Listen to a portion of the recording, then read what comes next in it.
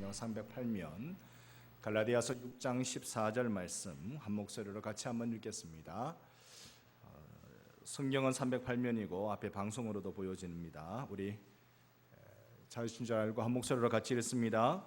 그러나 내게는 우리 주 예수 그리스도의 십자가 외에는 결코 자랑할 것이 없으니 그리스도로 말미암아 세상이 나를 대하여 십자가에 못 박히고 내가 또한 세상을 대하여 그러하니라. 아멘. 아멘. 오늘 말씀 수련회 오신 여러분 환영하고 축복합니다. 우리 좌우로 바라보면서 인사하십시다. 말씀 수련회 오신 것을 환영합니다. 한 번 더요. 주님을 꼭 만납시다. 아멘. 네. 이제 파워포인트 따라서 계속 이제 넘겨 주십시오. 이번 말씀 수련회는 좀 이렇게 무거운 주제를 가지고 여러분과 함께 나누려고 합니다. 그런 것은 그리스도의 십자가라는 제목을 가지고 나누어야 하기 때문에 그렇습니다. 지난 주일날 제가 오늘 안 나오시면 제가 삐진다 그렇게 말씀을 좀 드렸습니다. 여러분 그 제 마음을 무겁지 않도록 만들어 주시기 위해서 나오신 것 감사하고요. 근데 그것 때문이 아니라 주님을 사모하기 때문에 오신 줄로 믿습니다. 오늘 안 나오셨다고 해서 제가 뭐 설마 삐지겠습니까? 그분은 그분들끼리 제가 따로 뵙도록 하겠습니다만은 둘넷 여섯 여덟 제 숫자 잊은 지 오래됐습니다. 오늘 제 마음의 각오는 오신 여러분들에게 예수 그리스도의 십자가의 의미를 분명하게 다시 새겨드리는 것이 제 책무다 믿고 열심히 한번 감당해 보도록 하겠습니다. 주께서 오늘 오신 분들마다 복되게 해주실 줄로 믿습니다. 네, 오늘 이 순서는 이렇게 진행하도록 하겠습니다. 그렇죠. 오늘 주제가 숨어 계신 하나님이라는 주제로 우리가 앞부분에 좀 말씀을 드리고 잠시 쉬는 시간을 통해서 우리가 교제 나누고 그런 시간 갖고 뒤에 고난의 길이라는 비아 도로로사에 대해서 좀 살펴보는 그런 시간 갖도록 하겠습니다. 사실 오늘 청년들이 찬양도 인도하고 여러분 뒤에 보셨는지 모르겠는데요. 간식도 준비되어 있어요. 제가 어떻게 앉다 보니 저 뒤에 간식 준비되어 있는 바로 그 자리에 앉아서 제가 예배 이 시간 여기 올라오기 전에 참 큰 시험 가운데 있었는데 여러분 쉬는 시간 드릴 테니까 같이 좀 나누시는 그런 시간 가지면 좋겠습니다. 그리고 우리 청년들 많이 격려해 주시면 좋겠습니다. 사실 청년들과 함께하는 말씀 수련회를 만든 이유가 우리 청년들과 그리고 우리 성도분들 간에 이 연결고리들을 조금 더 만들어내야 되겠다는 생각을 연초부터 가지고 있었습니다. 그래서 이것을 귀하게 엮어가고 만들어내는 일이 될 것이라고 믿기 때문에 이렇게 가졌는데요. 여러분 언제든지 이 말씀 수련회 기간 동안 청년들이 볼 때마다 인사하고 격려하고 힘주시기를 바랍니다. 네, 꼭 함께 그렇게 섬겨주시기를 바랍니다. 자, 그래서 오늘은 숨어 계신 하나님이라는 주제로 여러분과 말씀 나누고 또 내일은 십자가 그 깊은 사랑이라는 주제로 또 말씀을 여러분과 나누려고 합니다. 마지막 날에는 내가 붙드는 십자가라는 제목으로 또 말씀을 그렇게 나누도록 하겠습니다. 여러분 각 종교마다 상징이 다 있어요. 여러분 불교의 상징은 뭘까요? 가슴 만자 그러지 마시고 연꽃이잖아요. 불교의 상징은 연꽃입니다. 연꽃인 이유가 보면 꽃의 이 바퀴 모양 때문에 그렇다는데요. 연꽃의 탄생과 죽음의 그 순환 그리고 혼돈의 진흙 속에서 탄생하는 아름다움 이런 조화들을 나타내기 때문에 연꽃을 상징으로 사용한다고 합니다. 유대교는 사실 상징 만들기를 꺼려했습니다. 왜냐하면 제2계명인 우상을 만들지 말라라는 계명을 어길까 싶어서 상징을 안 만들었습니다. 그런데 유대교의 그나마 상징인 게 삼각형, 정삼각형 두 개를 하나는 바르게 세워놓고 하나는 거꾸로 세워놓고 이렇게 만든 거 이스라엘의 좀 국기이기도 하죠. 이렇게 만들어 놓은 게 이게 다윗의 별이라는 것인데요. 그래서 왕권이 다윗의 자손을 통해서 계속 이어진다. 메시아가 다윗의 혈통으로부터 온다라는 걸 상징하는 것이라고 그렇게 말합니다. 모슬렘은 이슬람교는 초승달이 그들의 상징이죠. 아마 비잔틴 제국 점령하기 이전부터 우리가 주권적으로 저것을 가지고 있다라는 의미로 초승달을 사용했다고 합니다.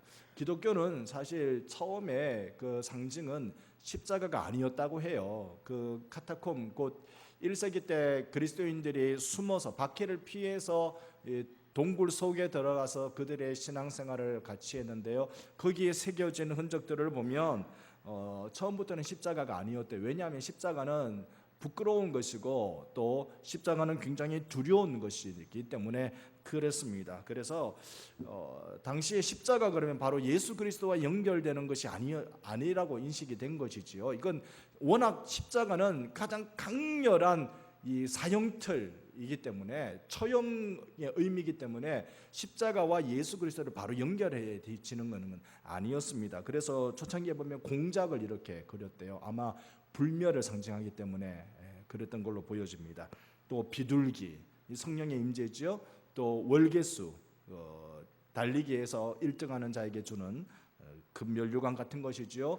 또 물고기, 이건 뭐 우리가 대표적으로 가장 잘 알고 있는 기독교의 상징이 되는 것입니다. 자, 2세기 이후에, 그러니까 예수님 이후 100년이 지나고 난 뒤에 처음으로 십자가가 교회에서 상징으로 사용되어졌는데, 이때까지만 해도 예수님이 십자가에 달린 모습은 없었습니다. 예수님이 십자가에 달린 모습은 주후 500년, 즉 6세기가 지나서야 예수님이 십자가에 달린 모습이 그때서야 등장했습니다. 이건 기독교가 온 제국의 국교로 정해졌을 그 이후에 그때 나왔단 말입니다. 그 전까지는 그냥 이렇게 십자가만 그려졌습니다. 십자가만 그려질 때 여러분 텔레비전이나 아니면 또 신부들이 하는 모습을 보면 꼭 이렇게 십자가 긋는 모습 보이시죠? 십자가 긋는 모습을 이렇게 보입니다. 여러분 퀴즈 하나 드릴까요? 제 핸드폰 번호가 뭔지 아시는 분 계세요? 뒷번호. 앞번호는 나라가 주는 거라 저도 제 의사와 상관없고 뒷번호는 제 마음대로 꾸미니까. 아세요? 이제 머릿속으로 여러분 다이얼을 한번 생각해 보세요. 다이얼을 생각해 보고 4자 생각하셨어요? 4, 그 다음에 6, 2, 0. 여러분 제 핸드폰 번호 다 외우신 거예요 벌써. 제 핸드폰 번호는 4620입니다. 자, 주교들이요, 2세기 때부터 주교들이 기도할 때, 다른 사람을 위해서 기도할 때 항상 십자가를 이렇게 그려줬습니다. 성우를 긋는다 이렇게 말하잖아요. 우리가 이걸 흔히 좀 미신적인 의미로 생각 들잖아요. 드라큘라 나타나면 십자가 쫙 이렇게 하는 거 여러분 보셨죠? 그런데 드라큘라고 꼼짝도 안 한다면서요. 나 요즘 교회 다녀 그런다면서요. 그러니까 이건 마치 미신적인 의미로 그렇게 생각될 수도 있습니다만, 최소한 2세기 때 성도들에게는 주교가 이렇게 십자가를 그어주면, 이렇게 긋는 거죠 주교는. 이렇게 그어주면, 이건 2046인데 이렇게 그어주면 이 기도가 적어도 처음에 십자가를 기독교의 상징으로 여길 때는 우리의 모든 행동이 그리스도께 속한 것이라는 것을 확인하고, 또 나아가 우리의 행동이 진실로 성화될 때까지 그렇게 내가 살겠습니다라는 의도, 작정, 이걸 보여준단 말입니다. 다시 말하면 박해 가운데 있을 때 십자가를 그어서 기도하면 내가 이 십자가를 따르는 사람으로 살겠습니다라고 작정하는 것이 이게 십자가의 상징의 의미였다는 것입니다. 그러니까 지금은 이게 퇴색되어서 어떤 미신적인 의미를 갖고 있는지 모르지만 2세기 당시엔 이것은 목숨 내 걸고 하나님을 의지하는 십자가 붙드는 성도들의 마음이었다는 것입니다. 여러분, 그러기에 십자가가 여러분의 평생의 지표가 될 수 있기를 축복합니다. 십자가는 비록 그것이 우리로 하여금 이 악한 세상으로부터 비난과 악평을 당하게 하더라도 예수 그리스도를 위한 봉사를 영광되게 여기게 만들고, 그것 때문에 수치를 당한 사람처럼 머리를 숙이지 말 것을 우리에게 권면하고 있는 것입니다. 내년에 고난주간 때 그거 한번 해볼까 싶어요. 십자가 목걸이 달기 한 주 동안 어떨 것 같아요? 관심 없으시면 안 하셔도 되는데, 관심 있으시면 제가 한번 십자가 목걸이 팔아볼 테니까 한번 사보시기 바랍니다. 한 주 동안 이렇게 나무로 되어 있거나 가죽으로 되어 있는 십자가를 한 주 동안 우리가 한번 달아보면서 내가 예수 그리스도께 완전히 붙들려 있는 사람입니다라는 게, 안 그래도 그런 사람인 줄은 아는데 표시를 한번 내보고 살아보면 어떨까 생각을 해봅니다. 자, 이제 몇 가지 제가 조금 어려운 말씀을 좀 드릴게요. 이 이 십자가의 의미가 언제 이것이 교회 가운데 확 드러나느냐 하면 사실 16세기 이후에 드러나요.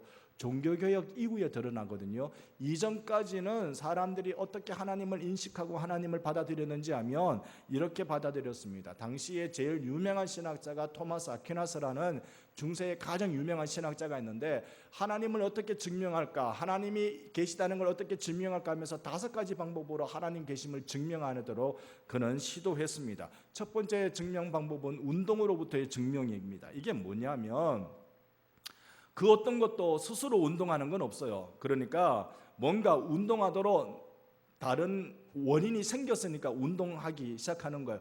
축구공이 저 혼자 굴러가는 게 아니라 누군가 뻥 찼기 때문에, 원인을 제공하는 자가 있었기 때문에 그렇다는 겁니다. 그러면 원인 제공자를 찾고 또 찾고 올라가면 가장 끝에는 다른 어떤 곳으로부터 원인 제공을 받지 않았지만 스스로 모든 것의 원인을 제공하는 자가 있게 되겠죠. 그래서 그렇게 보면 우리는 신이라는 존재가 있다는 것을 인정할 수밖에 없다. 이 방법 선택했습니다. 1, 2, 3번이 사실 다 그런 거예요. 시간 관계상 다 설명을 못 드리고 4번에 보면 완전성의 단계에 의한 방법이라는 말이 있는데, 자, 우리는 이렇게 태어났단 말입니다. 우리가 이 완전성의 단계에서 덜 완전하긴 하지만 이런 모습을 가지고 우리는 태어났습니다. 그런데 점점 더 완전한 모습, 궁극적으로 최종의 완전한 존재가 있다. 그 최종의 완전한 존재가 바로 신이다. 5번째, 세계 질서에 의한 증명이라는 말은 이런 겁니다. 단순하게, 여러분 컵은 왜 있습니까? 목적에 따라서 목적을 살펴보면 된다는 건데, 컵은 왜 있지요?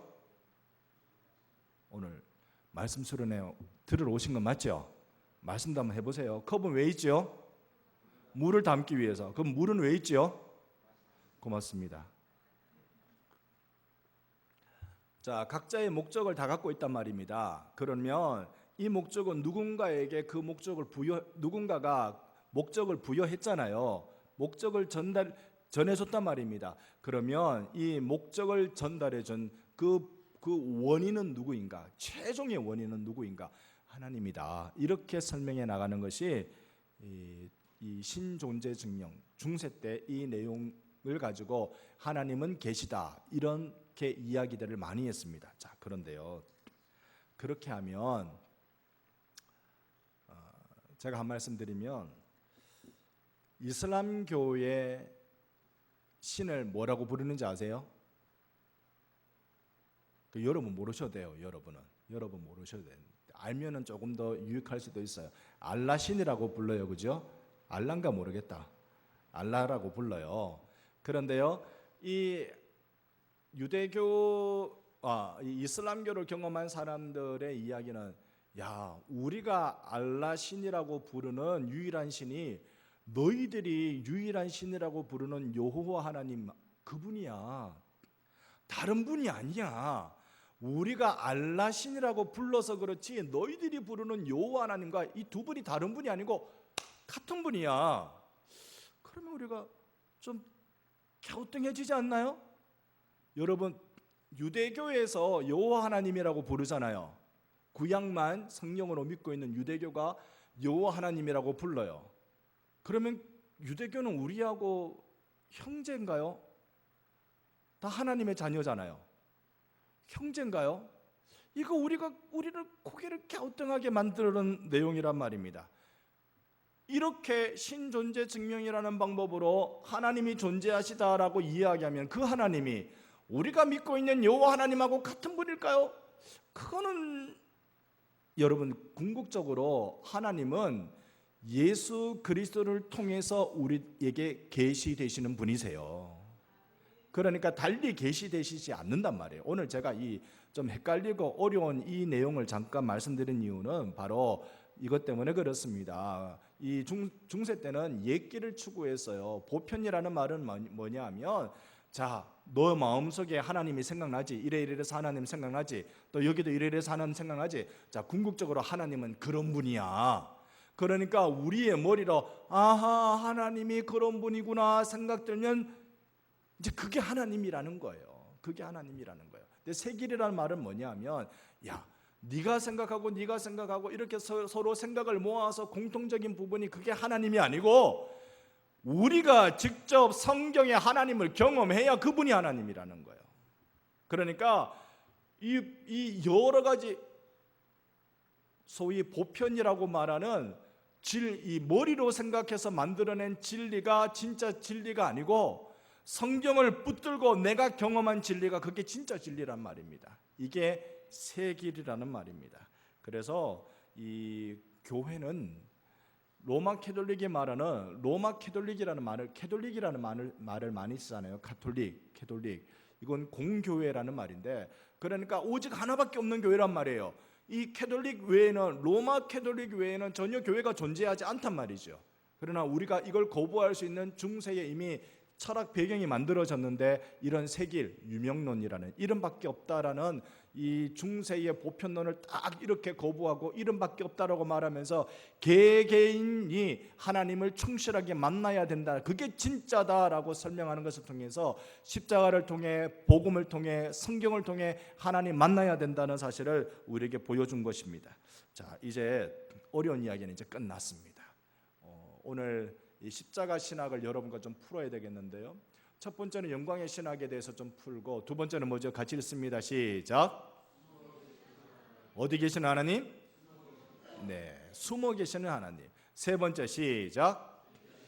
계시하시는 하나님. 계시하신다는 말은 보여주시는 하나님이란 말이잖아요. 먼저 영광의 신학 한번 말씀 좀 드려보겠습니다.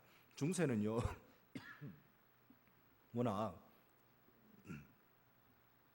인간의 공로에 의지해서 하나님 앞에 의롭게 될 수 있다는 생각을 많이 가집니다. 주일 오후에 한번 말씀드린 적이 있습니다. 왜 베드로상의 그 발이 닳도록 계속 만집니까? 만진 이유가 베드로의 공로를 자기를 구원하고도 남는 그 베드로의 공로를 나를 구원하기에는 턱없이 부족한 나의 빈 공로로 내게 좀 주십시오. 나는 모자라니까. 이 공로 사상이 중세에 가득 차 있었습니다. 그리고요 중세는 머리로 자꾸 이해돼야 되는 거. 그래서 합리성, 이해를 가지고 하나님을 발견하려고 해요. 그런데 하나님은 이해를 가지고 발견되는 분이 아니라 자신이 어떤 분이다라고 알려주신 그 안에서 우리가 하나님을 발견할 수 있다는 것입니다. 조금 더 보면 이 중세는 자꾸 창조의 근거에서 하나님 발견하려고 해요. 그러니까 세상에 봤지 나무를 봐. 자, 이 강대상 만들어지길 나무로 만들어졌잖아요. 강대상을 보니까 요거의 이전의 재료는 나무 이전의 재료는 그러니까 뭔가 재료가 물질이 있었겠지. 그 이전은 계속 올라가면 궁극적인 변하지 않는 뭔가 재료가 있었을 것이다. 그게 뭐냐? 그게 신적 존재다. 이렇게 이야기되는 소위 머리로 생각하면서 자꾸 만들어내는 방법으로 하나님을 만날 수는 여호와 하나님을 만날 수는 없는 것입니다. 그래서 이성으로만 하나님을 증명하려고 하는 이해하는 방식으로 나가려고 하는 중세의 신학이었어요. 루터가 한마디 했는데 같이 읽어봅니다. 시작. 창조된 만물을 하나님의 보이지 않는 것을 해석하는 이들은 부를 수 없다. 창조된 만물 보면서 하나님을 볼 수 있다? 불가능해요. 그건 불가능해요. 하나님이 계시다라는 흔적은 우리가 알아볼 수 있지만 그러나 그걸 가지고 창조의 하나님을 발견해 갈 수는 창조주 하나님을 발견할 수는 없습니다. 이유가 있어요. 이유는 창조 이후에 우리 사람에게는 온 우주에게는 뭐가 찾아왔습니까? 타락이 찾아왔죠. 타락이 찾아오니까 눈이 어두워졌단 말입니다. 오늘 그래서 우리에게 하나님은 왜 숨어 계실까? 숨어 계신 하나님을 우리가 좀 살펴봐야 되겠습니다. 하나님이 숨어 계신 이유. 과연 인간은 하나님을 찾을 수 있을까? 지성과 행위를 통해서 내가 머리를 막 굴리는 것을 통해서 내가 선을 쌓아내는 공로를 통해서 과연 우리가 하나님을 찾을 수 있을까? 그렇게 해서 하나님 찾을 수가 없어요. 왜냐? 우리의 이성이 지성이 타락했어요. 타락해서 아무리 연구해도 하나님이 계시겠지까지는 갈 수 있어요. 하나님은 계실 거야까지는 갈 수 있지만 성경에 말씀하시는 언약의 하나님을 절대로 발견할 수 없는 겁니다. 그건요, 하나님이 십자가로 우리의 눈을 열어주지 않으면 하나님이 우리 눈에 안 보이는 거예요. 두 번째로 우리의 행위로 아니요, 우리의 행위가 얼마나 보잘것없는 자인지는 우리가 오후에 신앙 고백문을 통해서 같이 살펴본 바가 있습니다. 자, 그래서 그들이 발견한 하나님은 참 하나님이 아니고 거짓된 실제였다는 것이죠. 고린도전서 1장 25절 같이 읽습니다.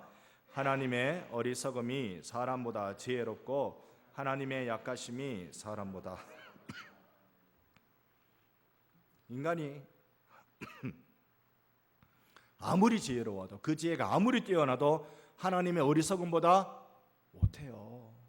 아무리 똑똑하다고 날고 긴다 해도 하나님의 어리석음보다 못한 것이 인간의 지혜라는 것입니다. 그래서 이사야는 이렇게 고백하지요. 구원자 이스라엘의 하나님이여 진실로 저는 스스로 숨어 계시는 하나님이시니이다. 하나님은 뭐 하시는 하나님? 숨어 계시는 하나님. 그래서 인간은 하나님을 찾을 수도 없고 발견할 수도 없고 이해할 수도 없는, 우리는 타락한 존재입니다. 타락한 우리 인간과 하나님 사이에는 건널 수 없는 큰 차이가, 큰 간격이 존재하는 10년이 있다고 그렇게들 말하는 것이죠. 자, 그래서 중세 신학의 결론은요, 이성은 하나님이 존재하신다는 사실을 알지만 하나님이 누구인지 알지 못한다. 자꾸 하나님을 우상으로 바꿔요. 자기의 지혜의 한계를 갖고 있기 때문에 그렇습니다. 이 로마서 1장 23절에 썩어지지 아니하는 하나님의 영광을 썩어질 사람과 새와 짐승과 기어다니는 동물 모양의 우상으로 바꾸었느니라. 중세 때는요, 소위 어리석은 군중들에게 성경을 설명한다라는 이유로 얼마나 많은 그림들이 교회 안에 많이 들어왔는지 모릅니다. 수많은 그림들, 여러분 햇빛 들어오면 이걸 스테인글라스라고 부르나요? 이렇게 빛 쫙 들어오면 여기 무늬로 보면 뭔가 그림이 이렇게 되어 있는 거, 성당에 가보면 대부분 다 그렇게 만들어져 있어요. 그런데 그 내용을 자세히 보면 그냥 단순히 성경 예화, 성경에 나오는 이야기를 만들어 놓은 게 아니라 예수님, 12제자, 성모 마리아, 주로 이런 식으로 그림을 그려놨어요. 그러니까 그걸 보면서 빌게 되고 또 간구하게 되고 이런 일들이 일어난단 말입니다. 그러면 다 우상이 되잖아요. 오늘 그리스도의 십자가라는 주제로 여러분과 말씀 나누지만 우리 교회는 이 앞에 십자가를 두지 않습니다. 예배 시간에 강대상 뒤에다가 십자가 두지 않습니다. 십자가 두는 교회들도 있어요. 저는 그런 교회들 봤어요. 그런데 우리가 아직도 우리가 속한 교단에서 강대상 뒤에 십자가를 두지 않는 이유는 딱 하나밖에 없습니다. 왜냐? 우리의 마음이 오직 하나님과 예수 그리스도께만 드려져야 된다고 믿기 때문에 그렇습니다. 십자가가 자칫 우상으로 변질될 우려가 있단 말입니다. 이 말이 뭐냐면, 그래서 내년에 그 고난주간 때 십자가 이거 목걸이 달기를 하려고 해도 이런 배경 속에 자라난 저희의 입장은 덜컥 겁나는 게 뭐냐면, 이거 혹시 십자가 이렇게 붙들고 있으면 진짜 십자가 붙들고 사는 걸로 착각하고 있는 건 아닌가?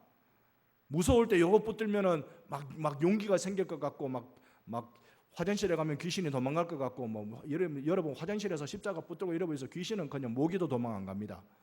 그런데 이렇게 될까봐 우려해서 십자가를 우리가 걸어두는 걸 조심스러워하는 거예요. 우리가 거룩한 그림, 성화를 그림에도 불구하고 이게 우상으로 전락하기가 매우 쉽다는 것입니다. 하나님이 숨어 계시는 이유가 있어요. 이사야 59장 2절 같이 읽어봅니다. 시작. 오직 너희 죄악이 너희와 너희 하나님 사이를 갈라놓았고 너희 죄가 그의 얼굴을 가리어서 너희에게서 듣지 않게 하려 합니다. 하나님과 우리 사이에 갈라놓은 게 뭐가 있대요? 뭐가 우리로 하나님과 사이를 갈라놨죠? 죄악이에요. 이 죄악의 심려는요, 우리로 하여금 하나님 볼 수 없게 만들어 버렸다는 것입니다. 그러면 우리가 하나님께로 갈 수 있을까요? 없을까요? 우리 힘으로는 우리가 하나님께로 갈 수가 없어요. 우리가 하나님께로 갈 수 없으면 방법은 뭐가 남았습니까? 어떻게 그렇게 잘하세요? 여러분 미리 공부하고 오셨네. 자, 우리가 하나님께로 갈 수 없으면 하나님이 우리에게 오시면 되죠. 그게 바로 계시하시는 하나님입니다.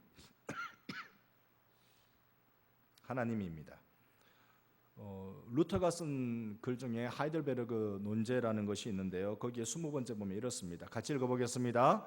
그러나 십자가와 고난을 의미하는 하나님의 배후의 부분들과 보이는 것을 이해하려고 하는 사람은 신학자라고 불릴만하다. 신학자라는 말은 루터가 생각할 때 신학자는 공부 많이 했다고 신학자가 아니고 십자가와 그 고난, 그것을 의미하는 하나님 배후의 부분들, 하나님이 그 십자가 뒤에 계신, 하나님이 가지고 십자가 앞에 고난과 십자가 앞에 하나님이 가지고 계신 여러 가지 부분들에 대해서 그걸 이해하려고 노력하는 자, 그 자가 바로 신학자다라고 부르는 겁니다. 하나님은 자신을 계시하고 계시는 하나님이십니다. 그래서 오직 고난과 십자가 안에서만 이것이 나타나지는 것입니다. 자, 몇 년 전에요, The Passion of Christ라는 영화가 나왔습니다. 멜 깁슨이 주연한 영화였는데요, 예수님의 고난에 대해서 만들어진 영화인데 우리나라 말로 정확하게 뭐라고 번역됐죠? 보신 분 있으세요? 한 5년 정도 전쯤에 나온 패션 오브 크라이스트. 멜 깁슨은 아세요? 아버지. 멜 깁슨은 철저한 캐톨릭 신자입니다. 가톨릭 신자고 자기가 영화를 감독하면서 자기가 주연한 주인공으로 나온 영화예요. 자기 평생에 그런 걸 꼭 한번 찍어서 하나님께 드리고 싶었대요. 그래서 그 영화를 찍었는데 종교 영화를 찍어가지고 보통 흥행을 못합니다. 다 그 투자한 금액도 빼지 못하고 망하는 게 종교 영화입니다. 그런데 그 영화는 찍고 소위 큰 흥행을 해서 많은 수익을 남겼다. 그것도 대단한 일인데요. 예수님의 고난, 예수님의 죽으심, 뭐 이런 거 그대로 그려낸 영화죠. 멜 깁슨이 주연한 영화는 아니구나 생각해 보니까 주연한 영화는 아니고 그 영화를 감독을 했는데요. 그 영화가 The Passion of the Christ, 그리스도의 순환, 그리스도의 고난. 근데 이 패션이라는 말이요, 사실은 열정이란 말이거든요. 그런데 예수님께 이 단어가 딱 들어가면 이게 뭘로 나오느냐면 고난이란 말이 나와요. 영어 사전이 그래 돼 있어요. 원래 열정은 고난을 통해서 드러나는 것입니다. 예수님이 우리를 사랑하는 그 열정은 예수님의 고난을 통해서 우리 가운데 드러나는 것이죠. 그래서 고난과 십자가 안에 누가 계시다고요? 하나님이 거기 계시다고요. 하나님은 우리를 향해서 내가 너를 아들 삼고 싶다, 내가 너를 구해주고 싶다, 내가 너를 새롭게 하고 싶다, 이 열정을 가지고 계시는데 이 열정은 당신이 고난당하심을 통해서 우리에게 보여주고 부어주고 계신다는 것입니다. 참된 지식을 얻을 수 있는 곳, 그것은 그리스도의 십자가밖에 없다는 것입니다. 자, 십자가를 통해서 보는 하나님의 낯선 행위를 좀 보십시다. 하나님 왜 이렇게 낯선 일을 하실까? 온 천지를 창조하신 하나님이 왜 십자가 뒤에 숨으려 하시지? 왜 십자가 뒤에 숨으려 하실까? 이걸 우리가 알기 위해서는요, 먼저 자신을 인정할 수 있어야 됩니다. 이 말씀이 무슨 말이냐면, 우리는 철저하게 나 자신을 인정하는 데서 이 하나님을 발견할 수 있게 되는데요. 하나님은 이 고난과 십자가 안에 계시는 분이십니다. 그러나 바로 이 주님은 참된 계시 안에 숨어 계시는데요. 십자가라는 뒤에 숨어 계신다는 말은 진짜 참된 계시, 하나님이 어떤 분인지 우리에게 나타내주는 진짜 바른 지식 뒤에 숨어 계세요. 십자가만이 우리의 죄성을 뚫고 깨트리고 우리로 하여금 하나님을 볼 수 있게 만들어 주는 것입니다. 십자가가 우리 안에 확 들어오기 시작하면요, 먼저 생겨나는 것이 나 자신에 대한 인정이에요. 여러분에 대해서 우리는 우리 자신에 대해서 어느 만큼 인정하고 있습니까? 여러분, 참되다라는 말의 반대는 거짓되다겠죠. 여러분과 제가 거짓된 거예요. 우리는 거짓이에요. 하나님이 지혜롭다 말하면 우리는 어리석은 거예요. 우리가 이 거짓된 것, 어리석은 것, 낮아진 것, 하나님은 예수님의 그 십자가의 겸손을 통해서 이것을 해결하기 위해 우리 가운데 오시는데요. 그래서 우리가 하나님을 알게 되는 것은 어떤 지식을 많이 알아서 하나님을 알게 되는 것이 아니라, 뭔가 책을 많이 읽어서 하나님을 알게 되는 것이 아니라, 낮아지신 그 십자가를 경험하면서 내가 누구인지를 먼저 깨달을 때부터 시작되는 것입니다. 여러분 자신을 우리 한번 깨달아 봅시다. 오늘까지 우리가 지내오면서 사실 우리는 허물이 많은 존재라는 사실을 깊이 발견하게 됩니다. 실수와 고의, 죄에 대한 반응은 항상 그렇습니다. 실수와 고의, 우리가 죄를 지었다고 말할 때 실수로 지은 죄는 죄가 아닌가요? 여러분 어떠세요? 실수로 지은 죄는 죄가 아니기 때문에 미안하다는 말을 안 해도 될까요? 제가 중학교 때요, 정말 억울한 경험을 했어요. 여러분, 중학교 때는 잠이 많이 오죠? 그 시절 다 잊어버리셨습니까? 어찌 그리 잠이 많이 오는지. 점심시간에 밥을 빨리 먹고 자요, 종칠 때까지. 그러면 점심시간 때 저처럼 자는 애들도 있고, 그 다음에 저끼리 뛰논다고 막 왔다 갔다 하는 애들도 있고, 막 시끄럽기도 하고 그래요. 그런데 제가 이 자리에 앉아 있을 때 앞에 있는 녀석하고 그 다음에 우리 반에 싸움 잘하는 녀석하고 둘이가 시비가 붙었던 모양이에요. 저는 뒤에서 자고 있었어요. 그런데 이 싸움 잘하는 녀석은 누가 싸움 잘하게요? 제가 보기엔 성질 더러운 놈이 싸움 잘해 보이고, 하여튼 싸움 잘하는 애는 싸움 기술이 있는 게 아니라 죽게 살기로 달려드니까 싸움 잘하는 것 같아. 그래가지고 성질 난다고 지 의자를 들고 이 앞에 시비 붙은 애한테 확 던졌어요. 확 던졌는데 누가 맞았게? 자는 내가 맞았어. 얼마나 억울해요. 자다가 웬 날벼락이래? 자다가 의자 들고 던진데 제가 맞은 거예요. 넌 버짓 떠보니까 싸움 잘하는 놈이라. 싸움 못하는 놈이면 달 들 건데 싸움 잘하는 놈이라 속은 막 훅훅거리고 있는데,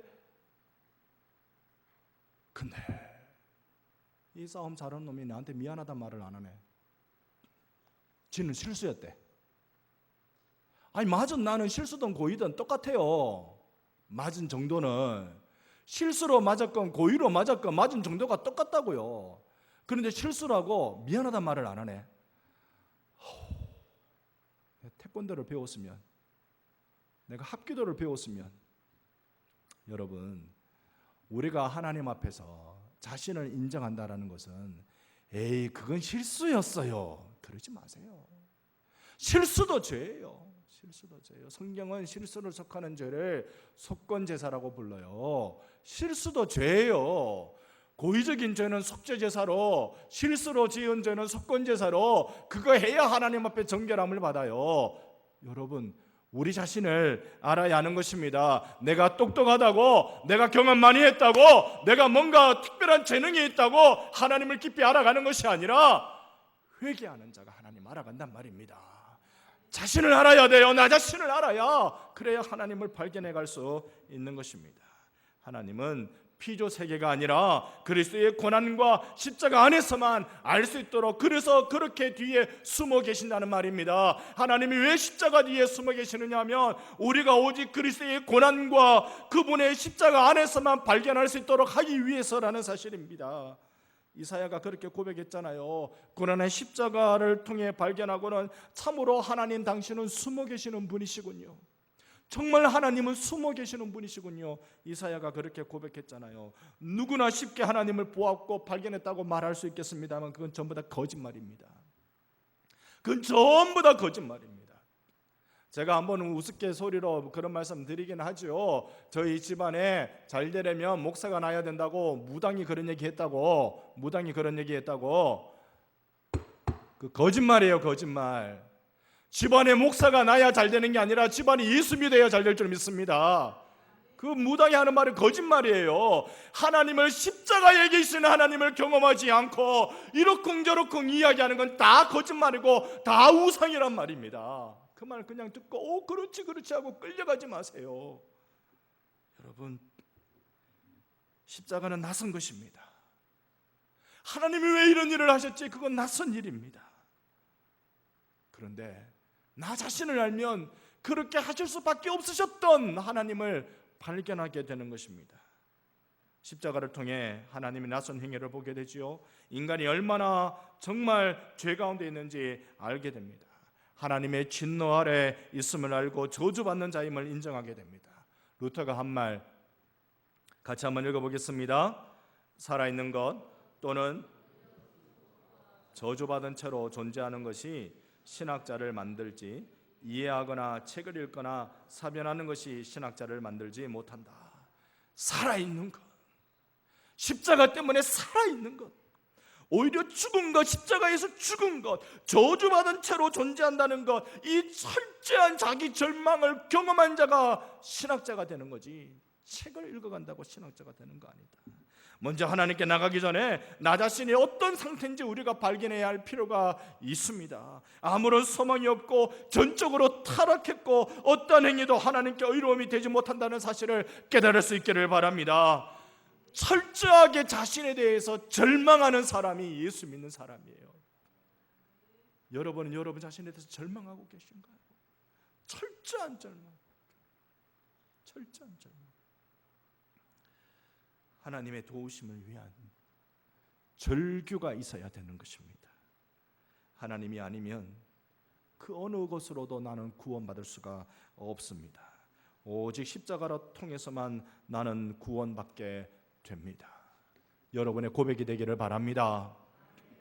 오늘 제가 조금 어렵게 말씀을 드리고 있는 것 같아 죄송스럽긴 합니다. 그러나 이 단초를 반드시 바르게 꿰야 우리가 내일부터 내가 사랑하는 십자가를 바르게 우리가 이해할 수 있어요. 오늘 이 단초를 여러분 같이 꿰세요.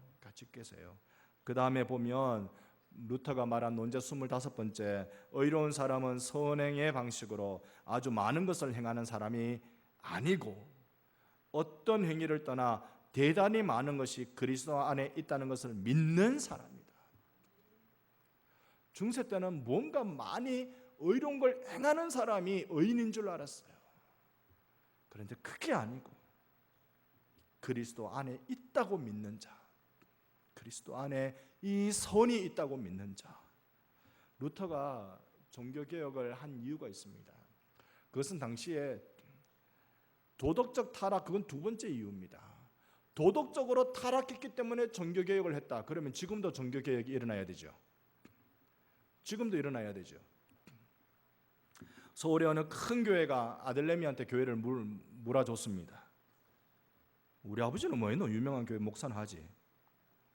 큰 교회가 아들한테 교회를 물려줬습니다. 그래도 그 교단은 체면치레 했어요. 그 교단의 마지막 최종 심판, 최종심에서 무효다. 그래도 체면치레 했어요. 아들한테 물려주는 거 세습이다. 무효다. 여러분, 이런 도덕적 타락만으로 종교개혁을 해야 된다면 지금도 종교개혁이 일어나야 되죠. 그런데 그게 아니고 중세 때 뭐가 문제였냐면 이런 도덕적 타락의 문제가 아니라 더 심각한 건 교리적 타락이에요. 어떻게 하면 구원을 받을 수 있는가? 아무리 그래 큰 교회고 아들한테 물려주는 교회고 어떤 횡령이 일어나는지 모르지만 그렇다 하더라도 마이크를 통해서 나오는 진리는 예수 그리스도를 통하여 구원받습니다. 이거예요. 다른 것으로 구원받을 길이 없어요. 여러분, 구원에 대한 진리가 오염되면 빨리 종교개혁해야 됩니다. 빨리 바꿔야 되는 것입니다. 그래서 십자가 신학은요, 이 중세의 영광의 신학하고 같이 있을 수가 없습니다. 루터가 발견한 건 십자가 신학이었어요. 영광의 신학, 번성의 신학, 화려한 신학, 하나님이 이렇게 복을 주시니까 봐라 우리가 뭐도 사고 뭐도 사고 뭐도 사고. 외람된 말씀 좀 드릴까요? 큰 교회 지을 수 있는 비결, 제가 몇몇 목사님들한테 교회 크게 지은 몇몇 목사님한테 얘기 들어보니까요, 비결은 딱 하나던데요. 나름대로 부동산에 일가견이 있으면 큰 교회 짓겠던데, 쌀 때 교회 사가지고 부동산 가격 확 오를 때 그때 그거 팔아가지고 교회 크게 짓던데, 그렇게 안 하는 교회 보셨어요? 그게 다 지혜던데요. 그게 교회를 크게 만드는 방법이던데요. 여러분, 소위 번성의 신학, 번영 신학, 이것이 한국교회에 들어와서 우리의 목을 얼마나 옥죄했는지 몰라요. 여러분, 하나님은 번영하는 곳에 계신 것이 아니라 고난과 십자가 안에 하나님이 계시는 것입니다. 주님 거기 계세요. 물론 하나님이 그런 복을 주시기도 해요. 특별한 복을 주시기도 해요. 그게 하나님의 특별한 복이 아니라고 말하고 싶지는 않지만, 그러나 그거밖에 없다고 이야기하고 그것만 추구하는 것이 오늘 우리네 한정이 됐다는 말입니다. 여러분, 우리 타락한 인간은 하나님을 알지 못합니다. 하나님이 보여주셔야만 하나님을 만날 수 있고 볼 수 있습니다. 영광의 신학은요, 궁극적으로 하나님 의지하지 않아요. 고난의 신학이야말로, 십자가의 신학이야말로 궁극적으로 하나님을 의지하는 자가 되는 것입니다. 십자가 신학의 중심이 기독론입니다. 오직 고난당하며 십자가에서 죽으신 그리스도를 통해서 하나님을 발견한다고 하게 된다는 이 계시의 신학을 우리는 오늘 기억할 필요가 있습니다. 영광의 신학과 십자가 신학 함께 있을 수 없지요. 거듭남이 중요합니다. 거듭나서 오직 믿음으로 의롭게 된 후에야, 그때서야 하나님이 보이기 시작하는 것입니다.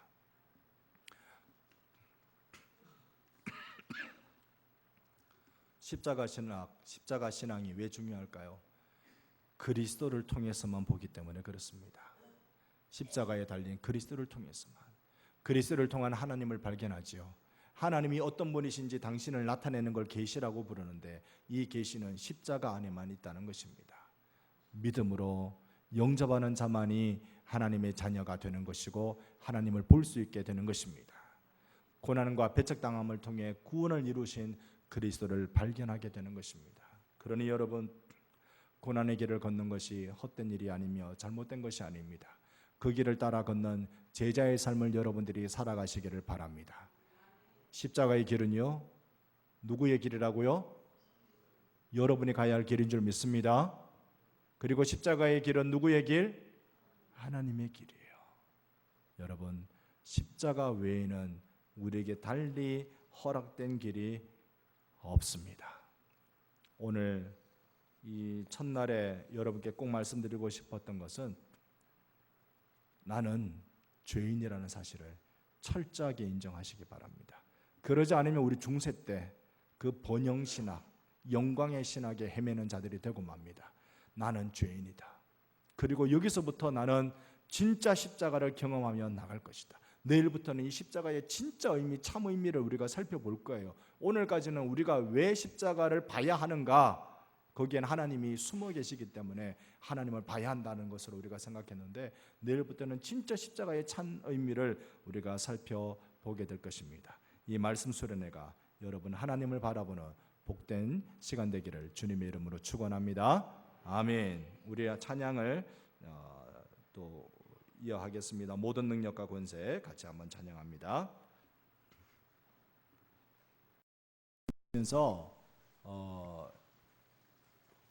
그 이스라엘의 예루살렘에 가면 그 가셨던 길을 이제 총 14군데를 이렇게 정해서 순례객들에게 안내해 주는데요. 사실 가보면 여기가 예수님이 그렇게 마지막 십자가의 길을 걸어가셨던, 십자가 들고 가셨던 그 길인가 싶을 정도로 학교고 시장통이고 뭐 이렇게 번잡하게 되어 있대요. 갔다 온 사람들은 그렇게 얘기를 한답니다. 제1처가 여기가 어디냐면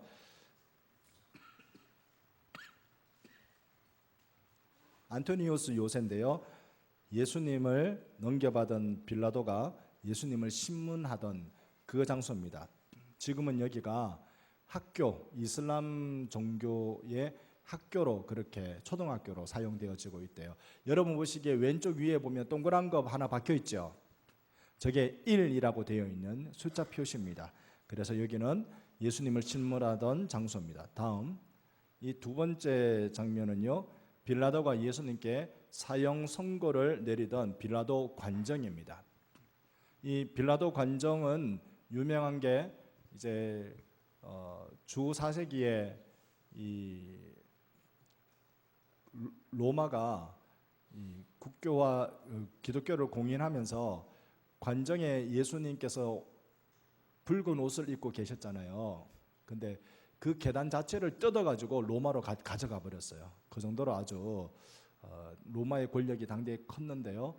예수님께서 여기에서 사형 언도를 받는 장소입니다. 1번 여기 이제 저기 동그란 데는 2라고 적혀져 있는데 1과 1번 장소와 2번 장소는 아주 가까이 서로 마주보고 있는 그런 곳이라고 합니다. 그 다음에 세 번째 가보면 예수님께서 처음으로 채찍에 맞아서 쓰러지신 곳이에요.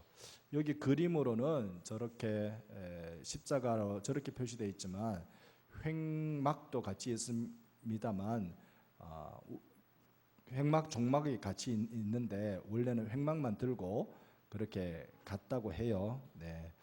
처음으로 예수님께서 무거운 십자가를 지고 골고다로 향해 가시다가 쓰러진 장소입니다. 여기는 예수님의 고통의 흔적은 지금 다 없어지고 아랍 상인들이 물건 파는, 장사하는 시장이 되어 있다고 합니다. 다음 그림 사진 보면 네 번째가 예수님이 처음 쓰러지시고 어머니였던 마리아를 만난 눈이 마주친 곳이라고 그렇게 말합니다. 여기 사람 말고 그 위에 그려진 그림 보이시죠? 예수님과 여인이 이렇게 만나죠. 그러니까 성모 마리아와 만나는 장면, 제 네 번째 장소입니다. 지금 여기에는 이제 아르메니안 가톨릭 교회가 세워져 있습니다. 그 다음 보면 이 왼집인데요. 위에 보면 시몬 구레뇨라고 되어 있습니다. 여러분 시몬 구레뇨면 여러분 뭐가 기억나죠? 그죠? 십자가 대신 지고 간 바로 그 장소입니다. 그래서 젊은 구레뇨가 예수님의 십자가를 대신 지고 갔죠. 19세기에 프란체스코 수도회가 작은 예배당을 여기에 만들어 이렇게 두었습니다. 다섯 번째라고 표시가 되어져 있습니다. 이제 그 다음 그림을 보면 여섯 번째, 한 여인이 예수님의 피와 땀을 자기의 수건으로 닦아준 곳이라고 일컬어지는 것입니다. 이 여인이 누구냐에 대해서는 사실은 정확하게 잘 모르지만 흔히들 마가복음 5장에 나타나는 혈류병 앓던 그 여인이었다고 추측들을 합니다. 그 다음 장소 보여주시면 여기가 일곱 번째인데요. 골고다 언덕을 향해 올라가시던 예수님이 병사들의 채찍과 발기질에 십자가와 함께 두 번째 넘어지신 장소라고 합니다. 그래서 성 밖으로 나가는 지점이지요. 여기서도 아직 골고다 언덕은 보이지가 않는다고 합니다. 성 밖으로 이제 나가는 곳이 됩니다. 그 다음 사진 보시면 여기는 여덟 번째, 예수님 십자가를 지고 가시는 예수님을 따라 올라가면서 함께 울던 여자들을 향하여서 나를 위하여 울지 말고 자신의 아이들을 위해서 울라라고 말씀하시던 바로 그곳입니다. 그래서 여덟 번째는 당신의 고통에도 불구하고 자신을 따르는 이들을 위로하시던 그 말씀하시던 곳입니다. 다음 네. 이곳은 아홉 번째로 예수님이 세 번째 쓰러지신 장소인데요. 여기 성분묘 교회로 가는 경사로가 이렇게 쭉 놓여져 있습니다. 그래서 어느 서양인들은 여기 오면요, 십자가를 지고 걸어가시는 예수님의 모습을 재현하기도 그렇게 한다고 합니다. 그 다음 그림 보여주시면 이 열 번째로는 예수님께서 로마 병사들에 의해 옷이 벗겨진 장소입니다. 현재 예수님이 십자가에 달리신 지점은 남아있지만 죽으시고 장사진의 무덤은 파괴되고 남아있지 않는 형태입니다만은 이 열 번째는 예수님의 옷을 벗긴 바로 그 장소입니다. 그 다음 11번째는 성분묘 교회 내부로 들어가서 2층에 올라가는 계단에 있다고 하는데요. 계단을 따라 올라가 벽 쪽으로 여러 개의 제단이 있는데 그 중에 땅바닥에 누인 십자가에 예수님이 못 박혀 누워 있고 그 모습을 지켜보고 있는 마리아의 그림이 그려져 있습니다. 십자가에서 예수님이 십자가에 못 박히신 곳입니다. 원래 그 당시에는 이게 야외였겠지요, 바깥이었겠지요. 그런데 워낙 의미 있는 장소마다 자꾸 교회를 다 지었어요. 그래서 이것이 실내가 되어져 있습니다. 12번째 그 다음 사진을 보여주시면 이제 2층 맨 왼쪽 부분에 예수님이 십자가에 매달려 있는 조각이 있습니다. 바로 이곳에 예수님께서 두 명의 강도와 함께 십자가에 못 박히신 곳이고 여기서 예수님이 죽으셨습니다. 제가 관심이 가는 것은 우리가 만약에 예루살렘에 한번 갈 기회가 있다면 이런 경험을 하면 좋겠다 싶은데 그 다음 사진에 보면요, 11처 우리가 앞에 본 11처와 12처 사이에 보면 성모 마리아의 조각이 작은 아치 유리 관 속에 들어가 있는 제단이 있다는데요. 이곳에 십자가의 운명 죽으신 예수님의 시신을 끌어내린 곳이랍니다. 그러니까 예수님의 시신을 끌어내려서 저기에 잠깐 뉘어진 것이죠. 여기에 아리마대 요셉이 염을 한 후에 세마포를 싼 바로 그 장소랍니다. 한 가지 해보고 싶은 게 뭐냐면 여기엔 가는 자들이 순례객들이 누구나 저렇게 손을 넣고 기도하고 그렇게 한대요. 손을 넣어 볼 수 있대요. 물론 2000년 전에 돌아가신 예수님의 그 어떤 흔적도 남아있지는 않겠지만 우리가 영으로 만나는 일이 또 되지 않을까 생각해 봅니다. 그래서 13처는 제가 참 가면 꼭 한번 해보고 싶은, 근데 여러분 기억하세요. 하고 하나 안 하나 똑같아요. 만지면 신령해지고 안 만지면 아니고 그거 아니에요. 하나 안 하나 똑같아요. 다만 해보고 싶은 마음이 듭니다. 마지막 14번째 보면 성분묘 교회 내부 한가운데 작은 예배 처소가 있는데요. 예수님이 묻힌 무덤으로 추정되는 장소입니다. 골고다 무덤 주위에 다듬어 교회를 지었는데요. 이곳에 예수님께서 사흘 만에 부활하신 그 일이 일어난 곳이죠. 14가지 이 장소를 이렇게 정해서 순례객들이 쭉 이렇게 다닐 수 있도록 만들어 둔 곳인데요. 이걸 소개해 드리고 싶은 것은 예수님께서 이렇게 한 2km 정도 된다고 제가 그렇게 들었는데요. 이 길을 십자가를 들고 걸으시면서 십자가에서 죽으시면서 그리고 무덤에 갇히시는 이 일까지의 여정을 그대로 보여주고 있습니다. 그런데 지금은요, 거기가 학교고 거기가 시장이고 거기가 주택가고 거기가 교회고 그렇습니다. 그래서 지금 순례객들에게는 사실 그 모습을 진지하게 그렇게 바라보기는 어렵다 그래요.